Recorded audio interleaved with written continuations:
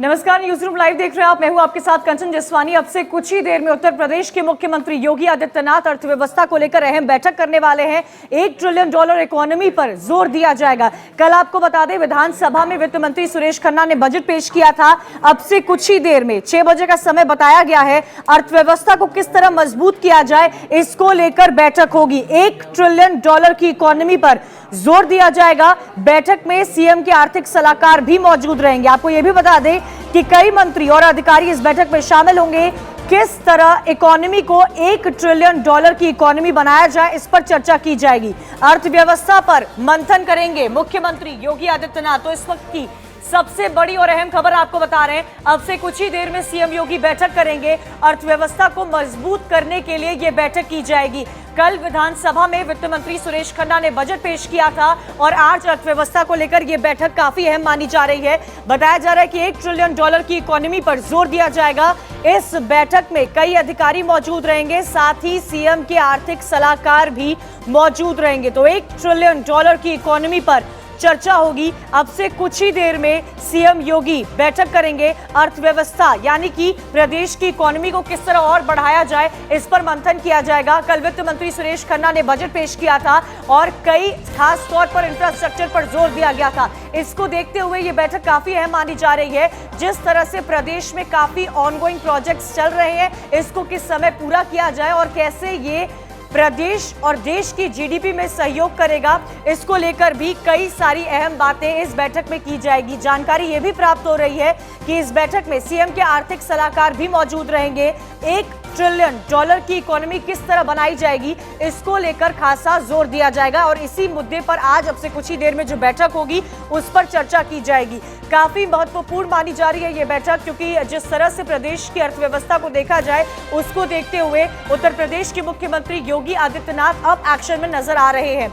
GDP किस तरह बढ़ाई जाए और ये जीडीपी का इन्वेस्टमेंट किस तरह पूरे देश भर में देखने को मिलेगा, बिजनेस मॉडल क्या कुछ होंगे, इस पर भी चर्चा की जाएगी। रेवेन्यू मॉडल पर भी चर्चा की जाएगी। खास तौर पर कैसे प्रदेश की अर्थव्यवस्था को बढ़ाया जाए, इस पर जोर दिया जाएगा। $1 ट्रिलियन इकोनॉमी का जो जिक्र उत्तर प्रदेश के मुख्यमंत्री योगी आदित्यनाथ ने पहले कई बार किया है, उस पर आज ये चर्चा अहम मानी जा रही है। कल बजट पेश किया गया था, इंफ्रास्ट्रक्चर पर जोर दिया गया था। किसानों के हित में भी कई सारी स्कीम्स सरकार लेकर आई थी।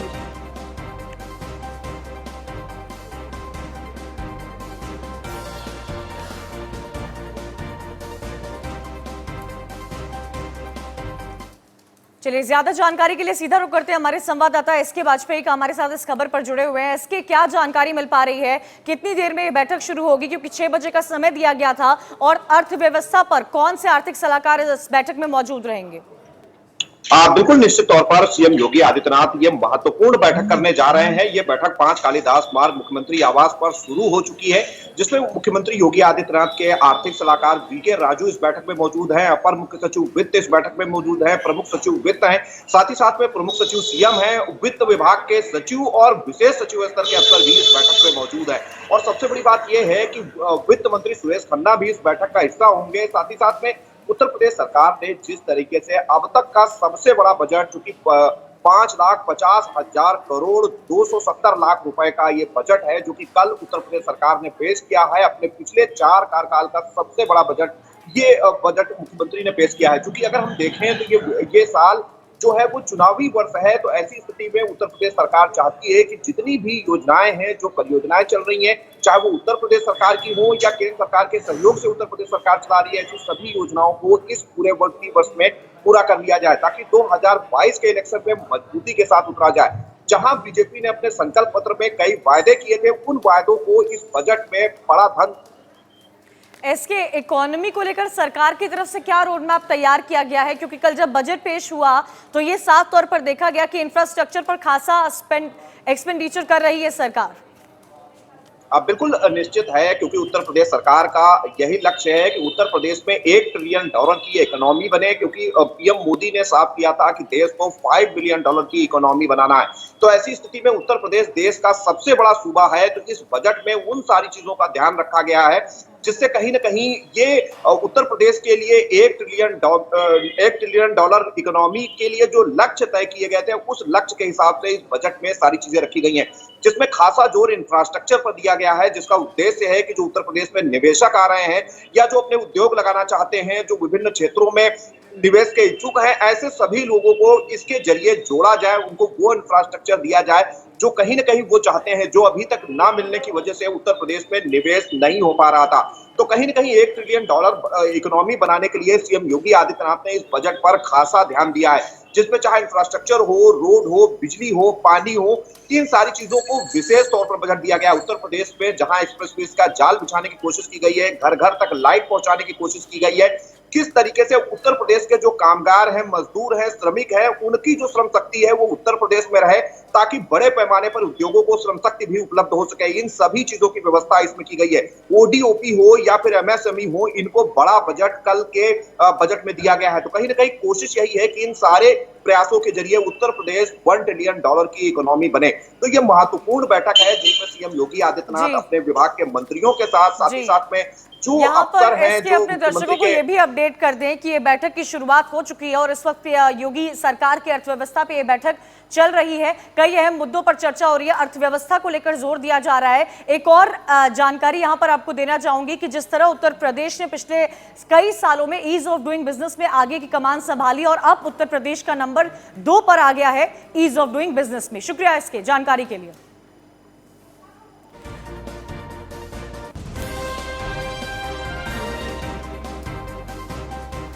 चलिए आगे बढ़ते हैं, अगली बड़ी खबर का रुख करते हैं जहां पर प्रधानमंत्री मोदी ने मुख्यमंत्री योगी आदित्यनाथ की तारीफ की है। स्वास्थ्य बजट को लेकर मंत्री मोदी ने योगी की तारीफ की है। जिस तरह आपने कल देखा होगा कि स्वास्थ्य में 1300 करोड़ रुपए आयुष्मान भारत को दिए गए थे, साथ ही 50 करोड़ का कोरोना वैक्सीनेशन पर अलॉट किया गया था। देश के स्वास्थ्य बजट पर बोलते समय मुख्यमंत्री योगी आदित्यनाथ की तारीफ की गई है। दिमागी बुखार के खिलाफ सरकार कार्यों की सराहना भी की गई है।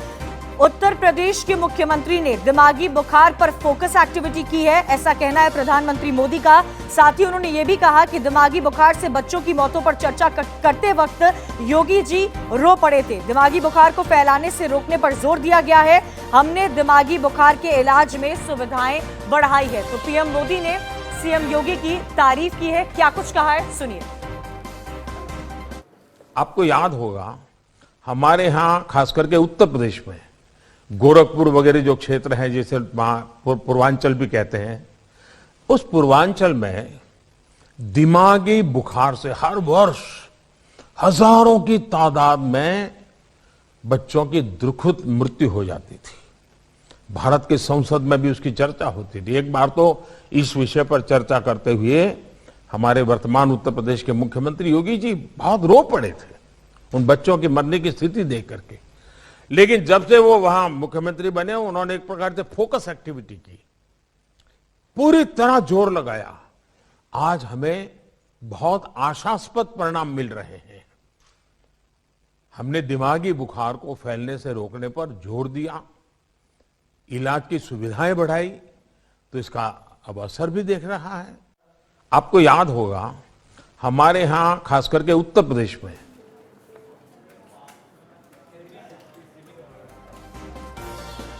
तो सुना आपने किस तरह प्रधानमंत्री मोदी ने मुख्यमंत्री योगी आदित्यनाथ की तारीफ की थी। आगे बढ़ते अगली अहम खबर लखनऊ से आ रही है जहां पर स्पोर्ट्स कॉलेज में जो टेंडर पास हुआ था, जिसको निरस्त कर दिया गया था 20 जनवरी 2020 में, उस पर अब तकनीकी जांच के आदेश दे दिए गए हैं। ये पूरा घोटाला सामने आया था जिसको लेकर तकनीकी जांच की बात सामने आ रही है।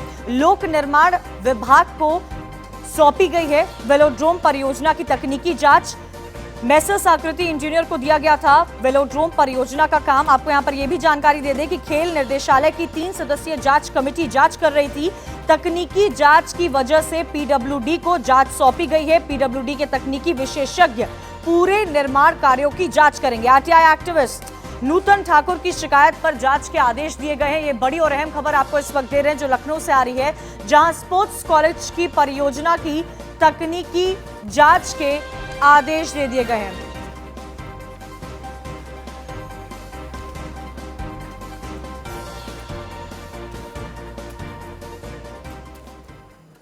चलिए बुलेटिन में आगे बढ़ते हैं और खबर अब आ रही है मथुरा से, जहां कांग्रेस महासचिव प्रियंका गांधी वाड्रा का दौरा था आज, और ये दौरा काफी अहम माना जा रहा था। एक सॉफ्ट हिंदुत्व की छवि अपनाने की कोशिश की जा रही है कांग्रेस की तरफ से।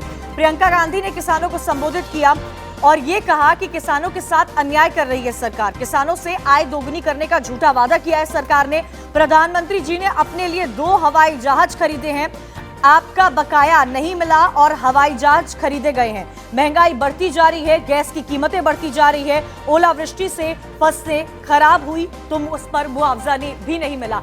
आज 2 बजे के आसपास जब प्रियंका गांधी वाड्रा मथुरा पहुंची थी, उन्होंने पहले किसान पंचायत को संबोधित किया और उसके बाद बांके बिहारी मंदिर के दर्शन भी किए थे।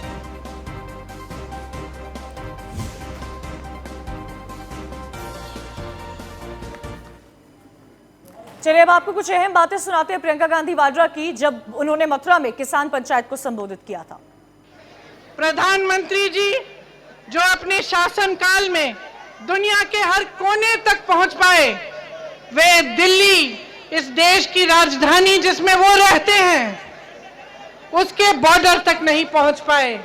आपसे किसानों से बात करने के लिए वो न आए, ना उन्होंने किसी को भेजा और आपकी समस्याएं, उनकी सुनवाई नहीं हुई।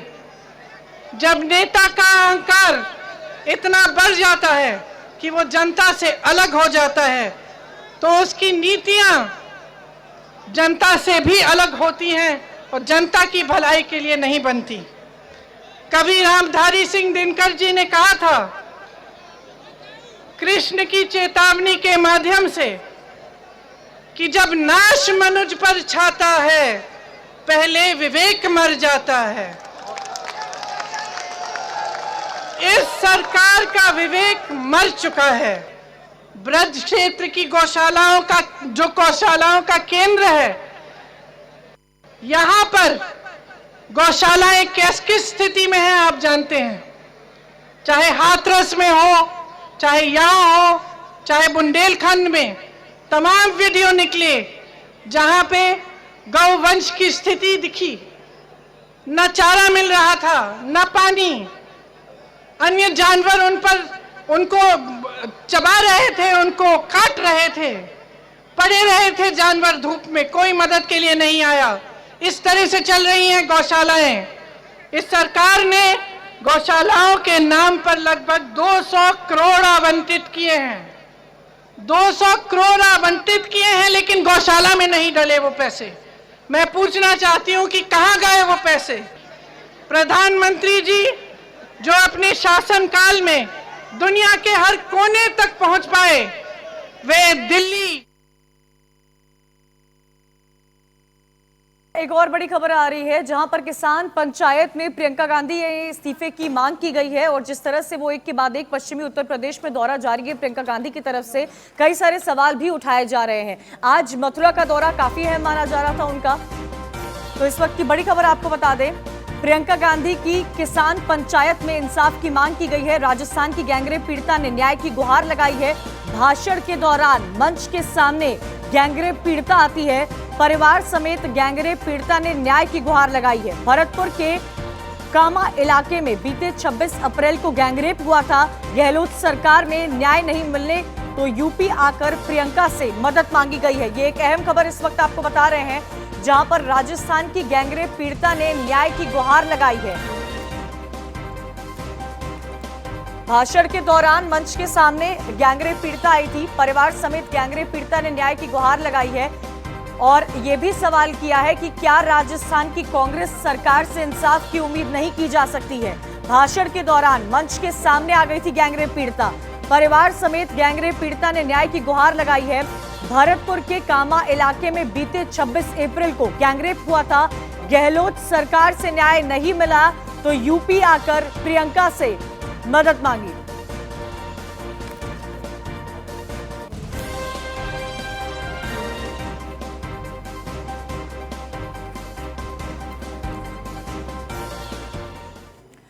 और आज की एक और अहम खबर आपको बता रहे हैं, मुजफ्फरनगर से आई है, जहां पर केंद्रीय मंत्री डॉक्टर संजीव बालियान मुजफ्फरनगर पहुंचे। कल की तस्वीरें आपने देखी थी किस तरह झड़प हुई थी, लेकिन आज शाहपुर थाना क्षेत्र में समर्थकों ने उनका स्वागत किया उनका बयान भी सामने आया है। उन्होंने कहा है कि कल की घटना से बहुत दुखी हूं, वो सब मेरे भाई हैं, बस दिल्ली वालों के बहकावे में चल रहे हैं। हमें आपसे बहुत प्यार और सद्भाव मिला है। मुझे क्षेत्र में रहने वाला नेता बने रहना चाहिए या दिल्ली से ट्विटर चलाने वाला, ये सवाल पूछे हैं। जिस तरह से कल की तस्वीरें देखने को मिली थी जहां पर किसान और बीजेपी में झड़प हो गई थी, लोगों ने संजीव बालियान के आने पर नारेबाजी भी की थी। क्या कुछ आज उन्होंने कहा है, सुनिए।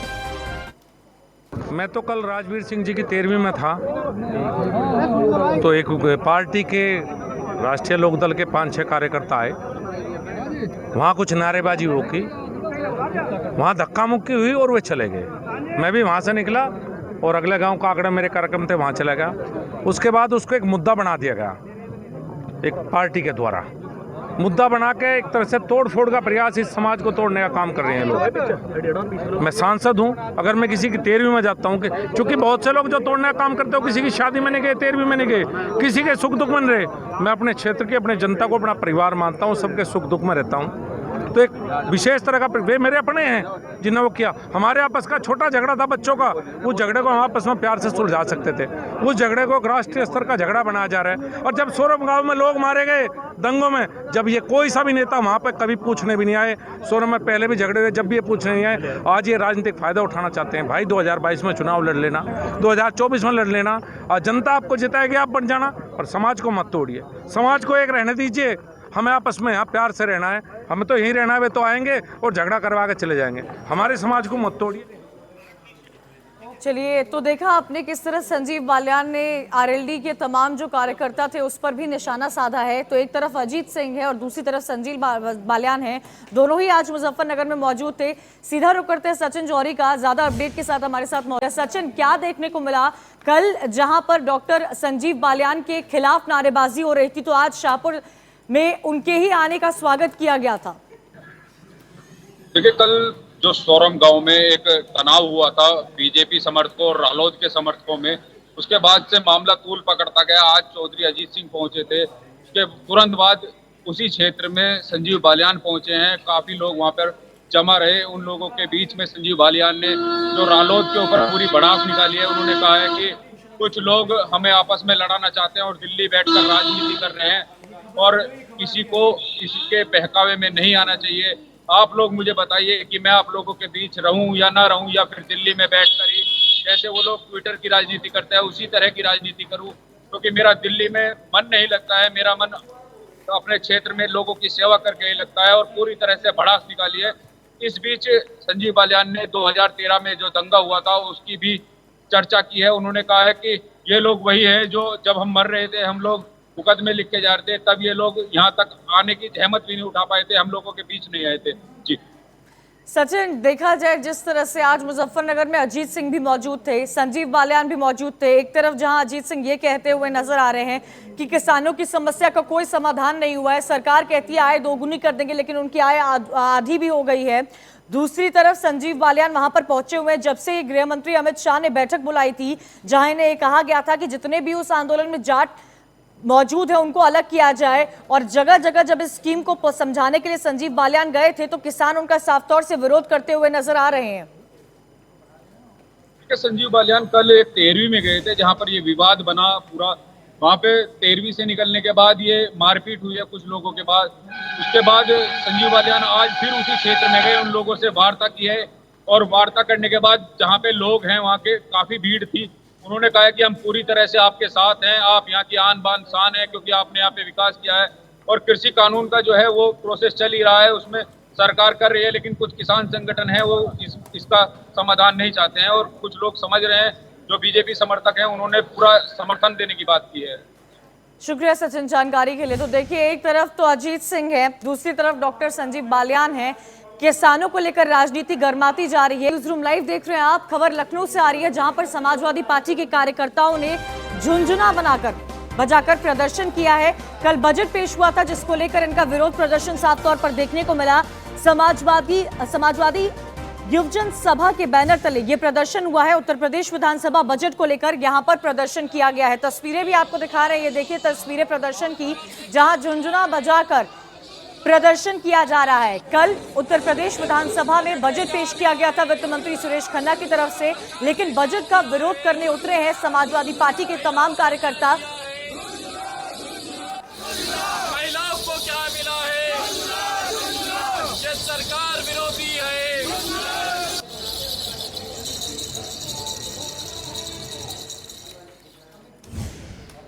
अगली खबर अमरोहा से है, जहां पर शबनम की फांसी एक बार फिर से टल गई है। एक और नया पैंतरा अपनाया गया है शबनम की फांसी को टालने के लिए। तारीख नहीं सामने आ पाई है। जिस तरह से दया याचिका डाली गई थी, जिसको लेकर अब शबनम की जो याचिका है उसको टाल दिया गया है। तारीख सामने नहीं आ पाई है। कोर्ट ने अभियोजन से शबनम का ब्यौरा मांगा था। शबनम के अधिवक्ता ने राज्यपाल के पास दया याचिका डाली थी। फांसी से बचने के लिए शबनम का ये एक और नया पैंतरा सामने आया है। दया याचिका के चलते फांसी की तारीख नहीं तय हो पा रही है। सनसनीखेज हत्याकांड की आरोपी है शबनम। शबनम ने प्रेमी के चक्कर में पूरे परिवार की हत्या कर दी थी। तो एक बार फिर से शबनम की फांसी टली है। शबनम का ब्यौरा मांगा गया है। कोर्ट ने अभियोजन से शबनम का ब्यौरा मांगा है और एक बार फिर से शबनम की फांसी टली। आज इस बात में इसलिए तिथि निर्धारित थी कि इनके द्वारा कोई दया याचिका या कोई अपील किसी न्यायिक स्तर पर या प्रशासनिक स्तर पर लंबित तो नहीं है। तो इसी बीच पता चला है कि इन्होंने एक पुनः दया याचिका माननीय राज्यपाल महोदय को भिजवाई है, जो माननीय राज्यपाल महोदय के द्वारा राष्ट्रपति को जाएगी। ये रिपोर्ट हमसे मांगी गई थी। इतना इसमें अभी तक है कि उन्होंने पुनः दया याचिका दाखिल की माननीय राज्यपाल महोदय। और अगली अहम खबर आ रही है गाजीपुर से, जहां पर आज पगड़ी संभाल दिवस मनाया गया है। हमारी संवाददाता प्रिया राणा वहां पर मौजूद थी, उन्होंने बातचीत भी की है। लेकिन आपको बता दें कि चाचा अजीत सिंह के जन्मदिन के मौके पर यह दिवस मनाया गया है। कार्यक्रम में स्वामी सहजानंद सरस्वती को भी याद किया गया। कार्यक्रम में किसानों ने अपने अपने क्षेत्र की पगड़ी पहनी हुई थी और इस मौके पर भारतीय किसान यूनियन के प्रदेश अध्यक्ष राजवीर सिंह जादौन से खास बातचीत की है हमारी संवाददाता प्रिया राणा ने। सुनिए। अभी हम मौजूद हैं गाजीपुर बॉर्डर पर, जहां पर किसानों द्वारा पगड़ी बांधो आयोजन आज किया गया है। ठीक आप पीछे तस्वीरें देखेंगे तो सभी किसानों ने, प्रवक्ताओं ने आज पगड़ी बांधी है। सर, आज ये कार्यक्रम रखा गया है पगड़ी, इस पे आपका क्या कहना है? आज हमारे नेशनल कोऑर्डिनेशन कमेटी के द्वारा आज पगड़ी सम्मान दिवस का आयोजन है पूरे हमारे सभी। हेलो हेलो आज सरदार भगत सिंह, सरदार अजीत सिंह के द्वारा एक आज ही के दिन पगड़ी संभाल जट्टा बात कही गई थी, लेकिन आज हम देख रहे हैं कि सरदारों के अलावा सारे लोग आज का विशेष आयोजन है कि पगड़ी संभाल किसाना। सारे किसानों ने पगड़ी बांधी हुई है। जो पगड़ी नहीं बांधते थे, हम भी नहीं बांधते थे, हमें पगड़ी बांधाई गई। सरदार साथी भी पगड़ी में है। आज सारे लोग पगड़ी बांध करके सरदार अजीत सिंह को श्रद्धांजलि देंगे, उनको सम्मान अर्पित करेंगे। शाम को 6 बजे यहीं से किसान सम्मान मार्च का आयोजन होगा। सरदार अजीत सिंह के चित्र को लेकर के हम लोग आगे चलेंगे और उनको श्रद्धांजलि फिर आकर सर, आप भी एक किसान हैं और आपने भी आज पगड़ी बांधी है, तो इसको लेकर आपका क्या कहना है? आज पगड़ी दी है। शहीद भगत सिंह के चाचा जी अजीत सिंह ने जो है करवाया था पगड़ी संभाल, तो आज उसको एक त्योहार के रूप में मनाया जा रहा है। देखिए, गाजीपुर बॉर्डर पर आज पगड़ी दिवस का आयोजन किया गया था, जिसमें सरदारों ने नहीं बल्कि किसानों ने भी पगड़ी बांधी है। न्यूज़ 1 इंडिया से मैं प्रिया राणा, गाजीपुर। इसी के साथ न्यूज रूम लाइव में इतना ही। 6:30 बजे देखिए महाराष्ट्र से जुड़ी अहम खबरें आज महाराष्ट्र में।